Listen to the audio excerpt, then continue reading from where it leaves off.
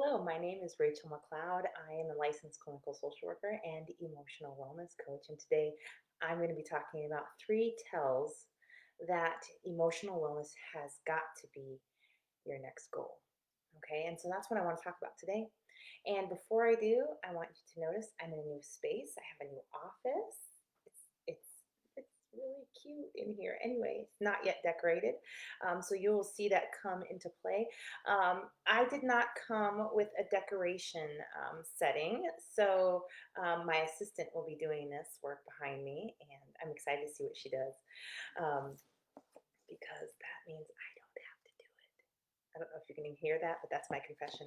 Um, I just learned how to dress, right? To like match clothes, like big accomplishments over here. So I'm not going to go for a whole office. That's just, I like to cheer for people who can do that. So, but okay, let's dive in. We're talking today about three tells that emotional wellness has got to be your next goal. And I'm talking about this because I think you know, right? You know that it's time to become emotionally well. But I want to just make sure we bring this to the forefront of your mind and really get that there. Because a lot of times it can hang out in the back and in your subconscious and just on the back burners and never come into your awareness, right? Because there's so many things that life has a way of blocking those things out and keeping them going on in the background without it being able to look, get into the frame or the sphere of influence of the parts of your brain that makes decisions. And so I want to pull that up front with you today and talk about three tells, um, because it's time. And not only that, but I want to tell you a couple things about this emotional wellness jig over here. Is that this is the number one indicator of how successful you will be in your life. Your emotional wellness, it has to do with that emotional intelligence, right? Your emotional wellness is a function of your emotional intelligence, your emotional function, your ability to process emotion, move emotion through your brain, through your life. Um, Inside yourself, outside of others. But guess what? If you can't move it for yourself, the chances of you moving it for other people or moving it with other people or being a leader in your family in this way is not very high. Leadership, you know, one of my coaches says that there are three rungs of leadership. Self leadership is first and foremost. If you can't influence your emotional state, if you can't influence yourself, your behavior, then the chances of you doing it anywhere else is not great and it's not likely. And you might be thinking, okay, well, it's just me, whatever. No, it's not. This impacts everyone you come in contact with, and this will impact your ability to show up as a leader in your home. And let me tell you, when it comes to emotional wellness, you want to be at the forefront of that. You want to be the strongest leader in your house. And it's okay that you're not right now, or if you're not, but it's got to be part of what you create and what you build in. And many of us didn't get it naturally because we come from families where trauma has been in place, or we learned how to be anxious from our family members, right? We receive the emotional legacy that we're given. And guess what? We're going to pass that on. And we're going to carry that emotional legacy, and people are going to brush shoulders with it at work. This will impact your business. This will impact your relationships. This will impact your children. This will impact your goals. This will impact your ability to trust yourself.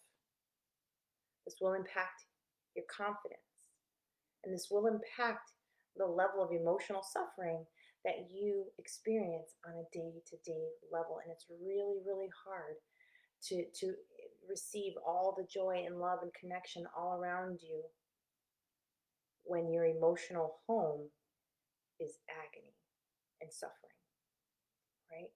And I know none of you are choosing that, but this is how brains work. And this is why I want this at the front of your brain, because I would like to help you eliminate some of that suffering. Okay, so let's talk about this. Three tells that emotional wellness has got to be your next goal.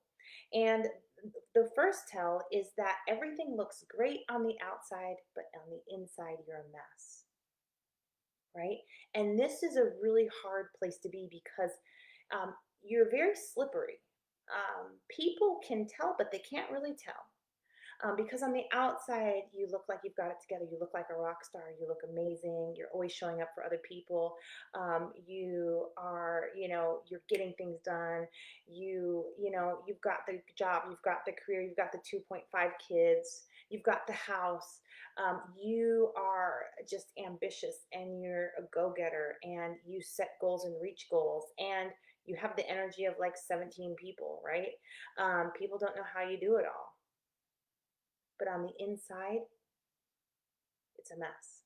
And what's going on the inside is a lot of fear and a lot of what if and a lot of I can't let anybody down. There's no room for me to be imperfect or to make a mistake, you know? Um, the fear of being rejected or abandoned, even against all logic, right? We know it doesn't make any sense. We know that it's not right, but yet on the inside, it just we can't. It just spins, and it takes us around that tour of all the reasons why we could be abandoned or rejected or not good enough, or all the things we should be ashamed of, and it goes around and around, or the things we should be afraid of, and being out of control. Oh my gosh, the control piece, right? Um, and and yet on the inside you're kind of slippery because you hold it so tight that you never really go in there, so you don't get really sucked down. There's many people who with outward symptoms of anxiety, depression, and traumatic stress, you can tell and you can see, right? And there, the tell right there that that's your next step is just really that you're you're the outside and the inside are big tells, right? But this is the first one that we're talking about. And um and so but this first one, I really have been it's interesting because when I offer complimentary breakthrough sessions where I will take a look at where you're stuck, what's not working, and really where you want to go and help you create a plan to get there. And I have themes, and right now the theme is high functioning people, women with anxiety, depression, and traumatic stress. And it's really interesting because when I talk with them, what I notice about them is that inside there's a lot of pain, but they come on the phone with me. They're strong, they're brilliant, their energy's phenomenal, right? They say the right things, and we'll get to the center of the problem, and they'll bounce right back out. And I'm just, and as I'm looking at this, I notice that there's so many strategies and mechanisms in place right here, um, that keep us out of that pain, out of the suffering when you're high functioning, when you've got high functioning, like you can function, it looks good on the outside, but on the inside, it's a mess, right? And one of the reasons why these people can appear so successful is because their inner world really is set up to never go in there. But what happens then is that they can't access their inner core. They have to stay busy. They have to keep 5 televisions on screens, this and that. At the same time, they have to always be doing an activity. They have to have their brain, they're doing research at home. They're doing research constantly, and that makes them look like a rock star, but really they're just making sure their brain does not stop, right? And that's a really scary place because you feel like if you just let it go just a little bit, your brain's going to take you right in. You can't let go, and you got to be stiffer and you got to be stronger.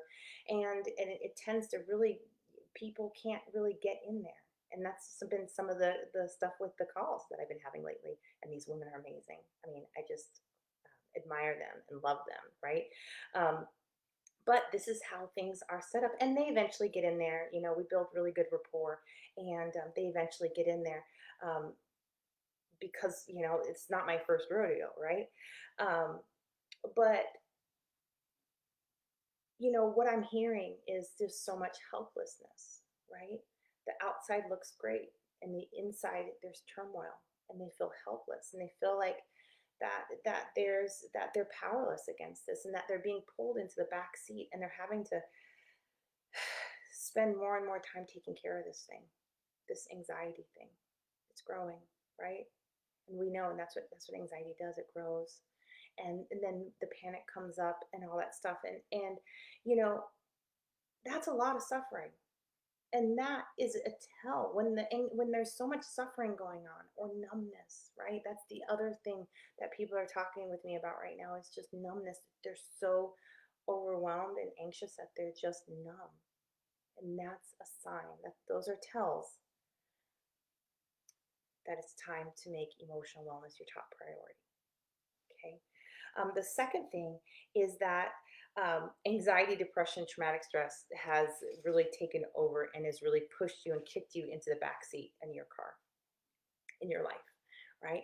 And this, I see this happening a lot because people cannot use their emotions how emotions are supposed to be used. Emotions are part of our power, right? I think about how we become empowered by two different ways. There's two ingredients. Thought happens up here in this part of the brain, and emotion happens over here on this part of the brain. Over here, emotion comes up, and what's supposed to do is it's supposed to move through the healing pathways and combine up here with thought. So you've got emotion and thought together. And this is what your brain mixes together to make solutions, problem solving, um, new neural pathways, programs, subconscious programs, survival code rewritings. I mean, this is what that part of the brain does, and it's amazing. It's great at what it does. Unfortunately, a lot of us, especially if you've got anxiety, depression, traumatic stress, and those symptoms, that's a sign that the emotion is stuck over in your survival center, in your limbic system, and it's not able to move through the pathways into the part of the brain. So half of your power is stuck back here, you know. And so what we find is we find ourselves becoming less and less empowered and more powerless. And it's one simple thing. It's just that we need to, the brain is looking for the emotion to pull it through. And let me tell you what, spend a day, don't do this. This is bad advice. If you want to have all kinds of system flare ups, follow this advice. But let's just pretend. Um, so don't do this. But now I've talked about it so much, I don't know what I was talking about anymore. um, oh, if you follow your brain around, it'll show you exactly what emotion it's trying to pull through, and it's very clever. Um, I've had clients who've been obsessed since childhood with um, horror movies. Well, I can tell you that even though they hate them, they have nightmares about them, and this is really, really bad. I can tell you that their brain is trying to pull through fear, terror, and horror. It's trying to pull it through the healing pathways, and it's stuck. So it really finds new ways to find more terror, horror. Okay, we can't do it this way. Let's try it this way. Maybe we can get this terror and horror through this way. And so it really will start there. Oh no, we can't. Okay, what about this? When they're sleeping, we'll have some more, you know? And it's just like the brain becomes obsessed with processing those one emotions. And if it can't get it through, it's going to do it a whole lifetime. A whole lifetime. You don't want to be stuck moving that emotion for a whole lifetime. Like, let's just do it already. Let's hit that and quit that so we can move on. I mean, there's other emotions for the brain to be set on trying to feel, right? There's wholeheartedness, there's joy, there's bliss. I mean, there's passion, there's intrigue. Like there's lots of other emotions besides fear and panic and horror and terror. But you can't really fight the brain, because really what's going to happen is you're not going to get what you want until your brain gets what it wants. And if it wants to process terror, let me tell you the fastest way to move through that is help it process terror. And let me tell you, you're going to want to go with some tools, some really powerful tools. Do not do that just taking yourself over there. You can get your world rocked that way. Your brain is a really, really powerful place. And so really, as you're doing this, I want you to get skills and tools, but I want you to understand, that your brain is really trying to help you out here with all these symptoms, and they're only growing because it's becoming more insistent that you're going to process these emotions, except for it's blocked, but it doesn't know it's blocked. It's going to keep trying. It's going to keep trying, and that means more panic, more anxiety, more overwhelm. So save yourself some serious trouble, because it's like that pesky little brother, right? It's like that alarm that never turns off, right? It's like, just help it, right? Team up with it and help it to accomplish what it wants, And then it really will help you accomplish what you want. That's its whole job. It thinks it's helping anyway. It's not, but it could. And you want that. I mean, your brain is one of the most powerful things on the earth. Why not have it helping you? Okay. And so, and this emotional wellness piece right here, with anxiety kicking you in the back seat of your life so you don't have any control, and you like it's just coming in here and taking the wheel, and oh, we're going to go on an anxiety ride right now, so buckle up, buttercup, or don't, whatever, we're going. And when this happens, you're not you're not in alignment with yourself. Your brain is going this way, you're trying to go that way, your subconscious mind is going this way. That's hard because within yourself, you're split and divided, right? A kingdom divided falls, and that's you. And you can feel it and you can hear it. And there's a growing sense of doom, right? And there's a growing sense of anxiety because you know that you're not okay. And that's really one of the tells that emotional wellness is it's got to become one of your top priorities. It's got to become your next goal. Okay. And and emotions don't belong at the in the wheel. They don't belong up there in the driver's seat. And when that's happening, you're out of alignment. You know that there's that you need to grow. You need to grow in your self leadership. You need to grow in processing these emotions and pulling them through the healing pathways because they have gone amok. Um, and so that's number two. The third thing, the third tell that it's time that your emotional wellness, it needs to be your next goal, is that you're spending more and more time caring for, catering to, and trying not to set off your anxiety. And this is one of the pieces that keeps people from being able to be present. That they've got a big bully or a big monster called anxiety that's watching their every move and just kind of like say something, you know. And it's like everywhere you go, you're trying to like you're walking on eggshells because you don't want to bother this thing. You don't want to kick it up. You want to avoid it. You don't want to deal with it. You don't want it to flare right now. And you're getting more and more creative so that you can dance around it, so that you can take care of it. Right? You're starting to talk to it. Right? You're starting to say, it's okay. We're okay. All right, okay. We're all right. Okay, some deep breaths. Let's do some deep breaths. You're talking to it, right? Oh, you know what? That's not true. This is what's true. And you're doing all these mental acrobats, these flips and these cartwheels to care for and stay ahead of and appease this big problem in your life, right? And then we've got catering to, right? You've got to cater to this thing. It says, no, you can't drive your car.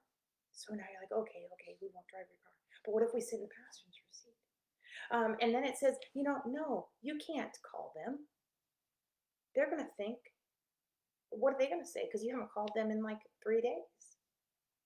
They're going to say this and that and this and that, and that you're not a really good friend. Oh my gosh, you're right. Right. And now, okay, I won't make that phone call. Okay, I'll go to sleep, before my husband comes home. Okay, I will. Let me go through my to-do list one more time because okay, yeah, you want me to go through it again? Okay, I'll go through it again. Whatever, right? And we're having to do what it tells us to do. We're not getting control. We're not getting choice. We have to do it or we'll be punished, right? And then the last one here is that you're trying not to set it off. Now you're avoiding triggers. Now you're avoiding angering it, right? You're avoiding going into those downward spirals. And this is leaving your world smaller and smaller and smaller. And you're being more disconnected and you feel more ashamed of yourself and you feel like, what's wrong with me? Why can't I overcome this already? You're on the outside, you look amazing. You're doing things, you're getting things done, but on the inside, it's not adding up, and you feel like you're in a losing battle. And these are the three tells that it's time to take your emotional wellness and get it and heal, eliminate those symptoms. And anxiety is not one of those things that's going to just go away. People spend their whole lives anxious if they don't get it resolved. And many people don't even believe you can get it resolved. They think this is just how it is.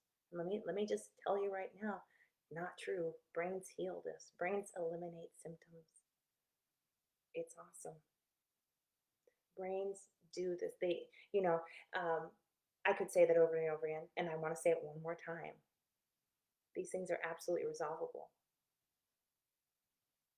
Absolutely.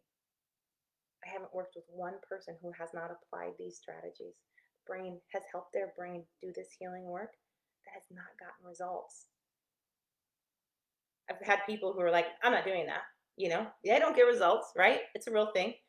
And but the people who have applied the strategies to work with the part of the brain where the emotion is stuck to help get that emotion through, 100% resolve, eliminate symptoms. It can be done. It can be done. You can break free of this.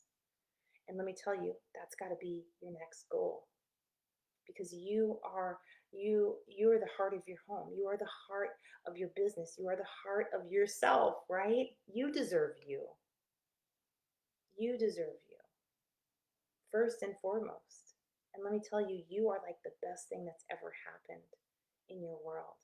And I know that might not seem how it is right now, but it can be. And who you are is really good for the world. You unburied under all that trauma. You got you, and then you got layers of trauma, anxiety, depression, all this stuff. Yeah, probably not the best thing for the world, right? But as you heal through those, yes. And all this, you take these layers off and you get to just be your authentic self here. That self is the best thing that's happened to the world, and you can absolutely do that. And you can do that quickly. I mean, personally, I specialize in helping women eliminate symptoms of anxiety, depression, and traumatic stress in 2 to 6 months instead of 2 to 6 years, right? And if it can be done in 2 to 6 years, and it can be done in 2 to 6 months, where are you? Where do you want to be? You get to choose. You get to choose where you want to be here. You get to choose when you want to fix this problem. And you can fix this problem, even if you've tried so many other things. You get to fix this problem. People are doing it. There's research. They show brains before and after, trauma processing, all the different modalities, and the brains before, they're all lit up in the wrong parts. It looks very painful.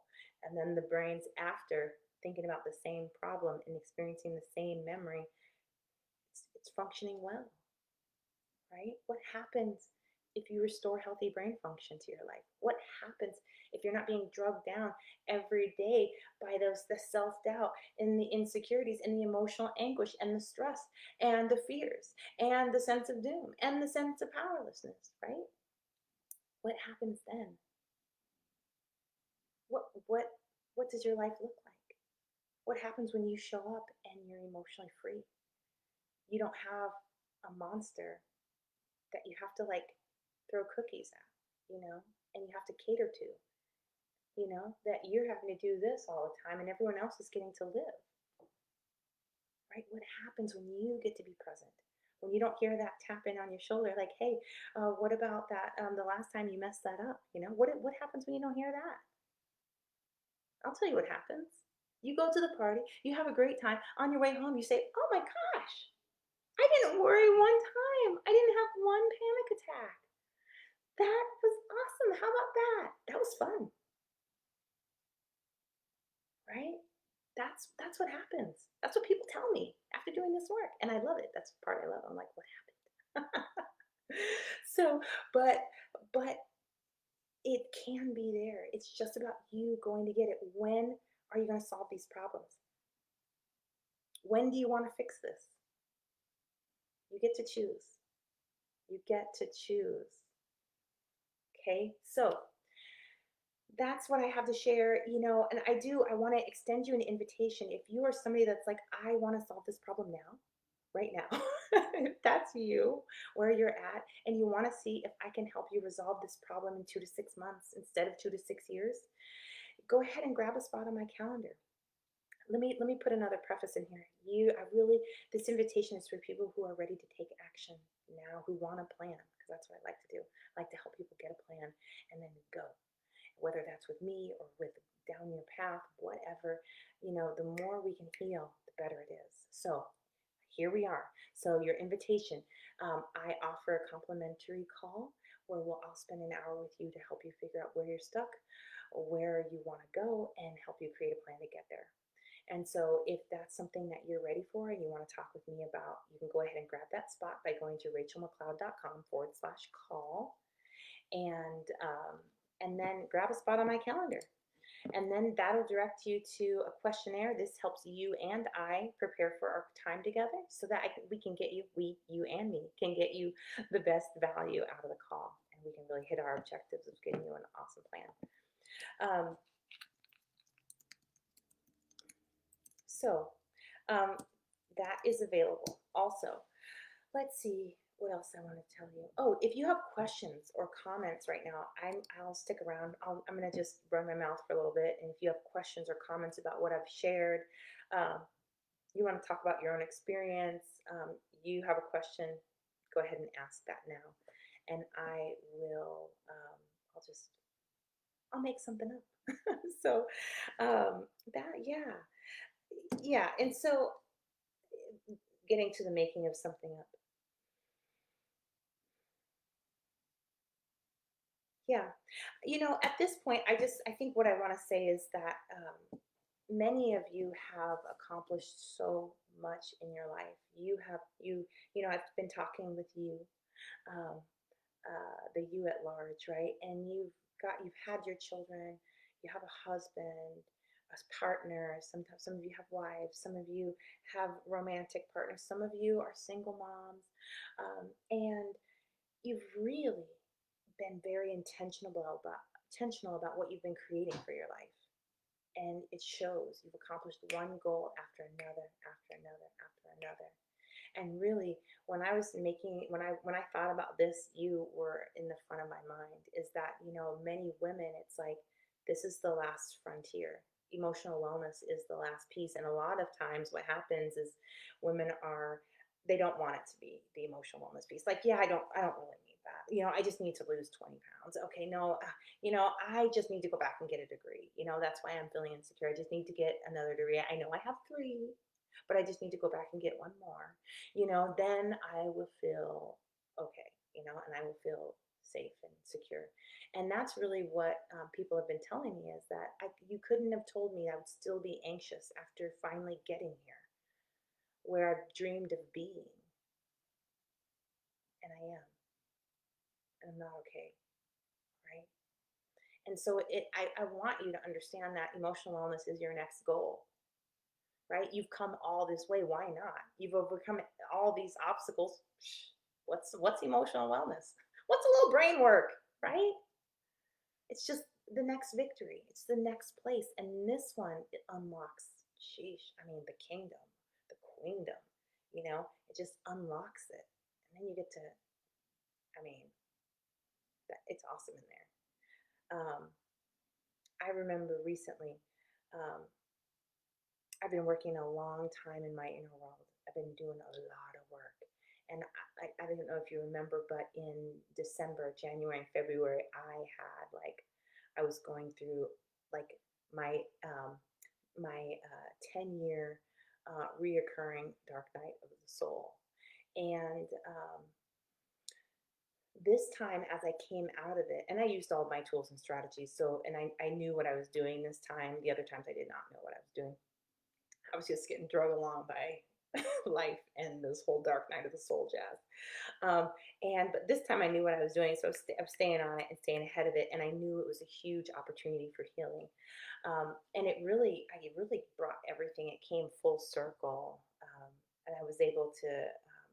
It was great. I mean, it's like having a baby. It's horrible. It's really horrible. But once you have the baby, you're like, oh my gosh, it's like this is the best thing ever.